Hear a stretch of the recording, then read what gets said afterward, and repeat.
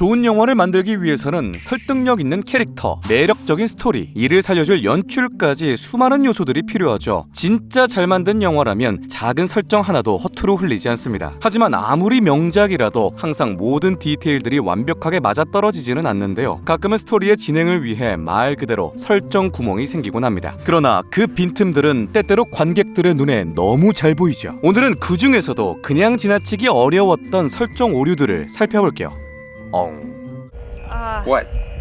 I'm redlining my O2 tank pressure is low. 우주에서 위성을 수리하던 라이언 박사와 코왈스키. Well, you're the genius up here. Call me a genius if I can get this board initialized in the next hour.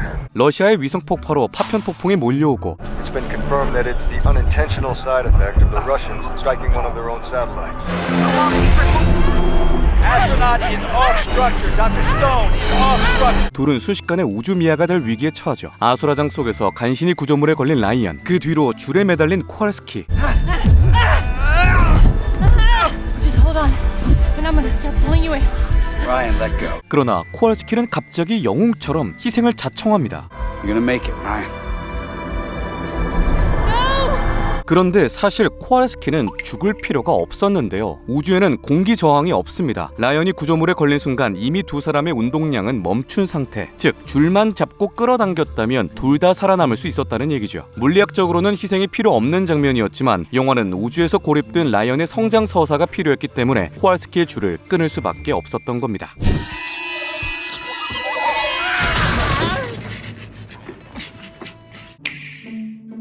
제임스와 시리우스의 친구이자 볼드모트에게 기생해 살아남은 배신자 패티그루. Who was it then?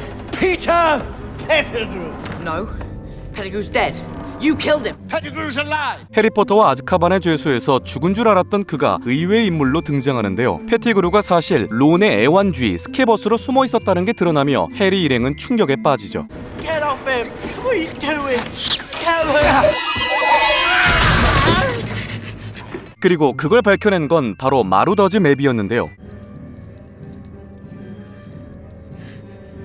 그런데 이 맵을 몇 년 동안 갖고 있던 사람들이 있었는데 바로 위즐리 쌍둥이입니다. We've decided your needs are greater than ours. So you mean this map shows Everyone.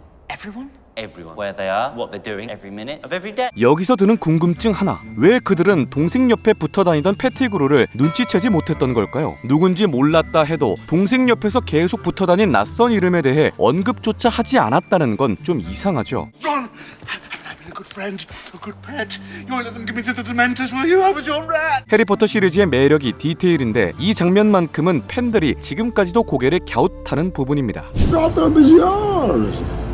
None shall interfere. 다크나이트 라이즈의 최대 빌런인 베인은 등장하자마자 고담을 산산조각냅니다. 도시 전역의 맨홀을 봉쇄하고 The trap, pull everyone out. Bane has been pouring concrete laced with explosives. Ring around the tunnels. They're gonna blow it and trap the cops underground. 수천 명의 경찰을 3개월 넘게 지하에 가둬두죠. 그러나 아무래도 이 설정에는 의문점들이 많이 듭니다. 그 큰 도시의 맨홀을 어떻게 봉쇄한 걸까요? 그리고 배트맨이 갇혀있던 이들을 구해낼 때 너무 멀쩡한 상태의 사람들을 본 관객들은 또 다른 의문을 품게 되죠. 그 많은 사람들의 식량은 누가 공급했고 머리와 수염 관리, 근육 유지까지 어떻게 가능했던 걸까요? 몇 달 동안 갇힌 사람 치고는 너무 깔끔하고 건강합니다. 그리고 또 하나, 배트맨은 외국 사막 한가운데서 돈도 장비도 없이 어떻게 고담까지 귀환했을까요?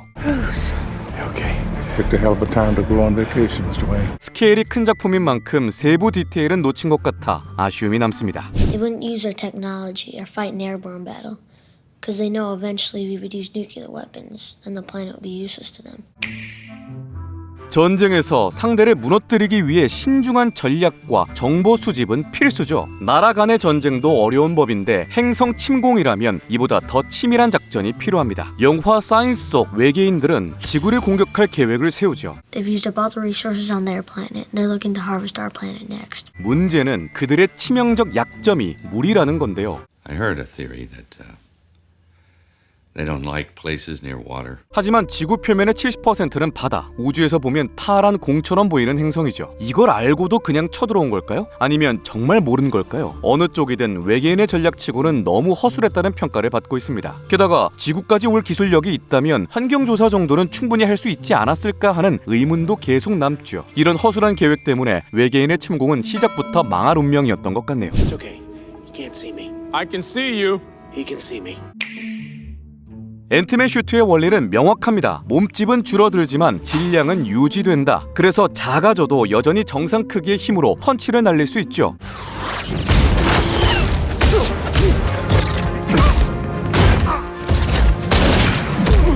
문제는 영화가 이 법칙을 편할 때만 쓴다는 겁니다. 작아진 스콧이 착지하면 바닥 타일이 깨지는데 개미 위에 올라타면 깃털처럼 가볍고